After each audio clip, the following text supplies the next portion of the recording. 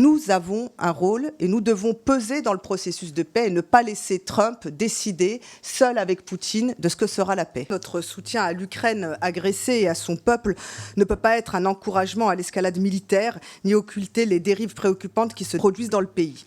Or, la proposition de résolution que nous examinons aujourd'hui est précisément le reflet d'une logique de guerre totale. Les alinéas 50 et suivants l'alinéa 60 invitent explicitement l'Union européenne et les USA à poursuivre leurs efforts d'accroissement de leur capacité de production d'armement et de munitions pour accélérer les livraisons d'armes lourdes et de missiles de longue portée, le tout sans aucun contrôle démocratique. Ces choix ont déjà provoqué une riposte immédiate de Moscou, puisque Poutine a ordonné le tir d'un missile balistique et la menace nucléaire se fait de plus en plus pesante. Pendant ce temps, Donald Trump laisse entendre que l'Ukraine pourrait devenir russe un jour, semant ainsi l'incertitude sur l'avenir du soutien américain et la stabilité du pays. La guerre devient également de plus en plus internationale, avec la participation de troupes nord-coréennes aux côtés de la Russie, et la France même discute d'un engagement militaire plus direct. Nous devons dire stop à cette mécanique infernale. Pour nous, la France insoumise, la France doit mener une politique étrangère non alignée et surtout tournée vers la désescalade et la paix.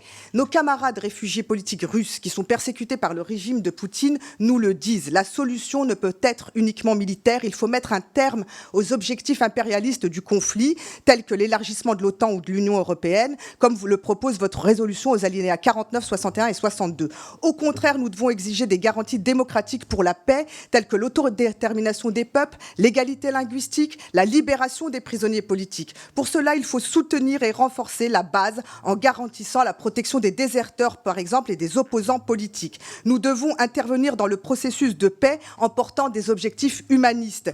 Comme les militants russes opposés à Poutine, il y a des réfugiés politiques ukrainiens qui s'organisent pour la paix. Je vous demande d'en tenir compte. Je suis en contact avec plusieurs d'entre eux. Ils témoignent d'un état déplorable des libertés fondamentales en Ukraine, où l'état de guerre est utilisé pour réprimer les opposants. Un rapport de l'ONU qui va de septembre à novembre 2024 témoigne, atteste de violations des droits de l'homme, de torture, par exemple, contre des objecteurs de conscience. L'Ukraine continue de criminaliser l'opposition politique et syndicale. Je vous cite l'exemple de Tatiana Potapenko, qui a été condamnée à 5 ans de prison pour avoir eu un engagement associatif humanitaire. Ces dérives autoritaires sont indignes d'un État qui aspire à rejoindre l'Union européenne. Si vous travaillez dans une multinationale, vous êtes exempté de guerre.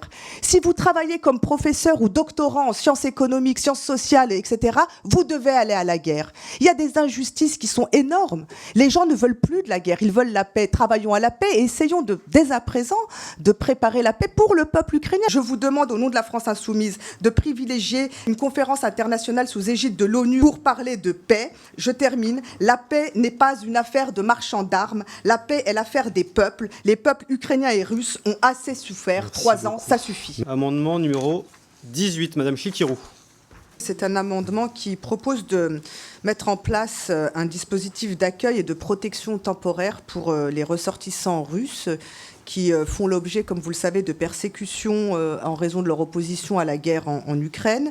On parle des objecteurs de conscience, de déserteurs de l'armée russe, on parle de militants pacifistes, de journalistes, de syndicalistes qui sont réprimés. Cet amendement vise vraiment à faciliter leurs conditions d'accueil, aussi bien par la France que par l'Union européenne. Pour avoir été très proche d'eux ces 3 dernières années, je peux vous dire que c'est souvent le parcours du combattant. Le mouvement, la France insoumise, a dû beaucoup intervenir pour beaucoup d'entre eux, que ce soit ici en France ou en Allemagne, pour les aider, parce qu'il faut attendre 18 mois. Le dernier a eu même plus de 18 mois pour avoir son asile et pour pouvoir enfin travailler. Et qu'une fois avec la possibilité de travailler, c'est des gens qui se retrouvent souvent exploités par des réseaux internationaux. C'est comme ça que la solidarité entre réfugiés russes et ukrainiens se fait aussi ici à Paris. C'est parce que les deux peuples exilés se retrouvent dans des situations d'exploitation par des réseaux internationaux. Donc, essayer de garantir les meilleures conditions d'accueil pour ces réfugiés russes, jusqu'à ce que la paix leur permette d'avoir une amnistie générale et qu'ils puissent retourner dans leur pays comme ils le souhaitent. Le rapporteur donne un avis favorable sur cette proposition. Très bien. Je mets donc au voie l'amendement numéro 18 qui a reçu un avis favorable du rapporteur. Qui est pour l'amendement 18 ? Qui est contre ? Il est adopté.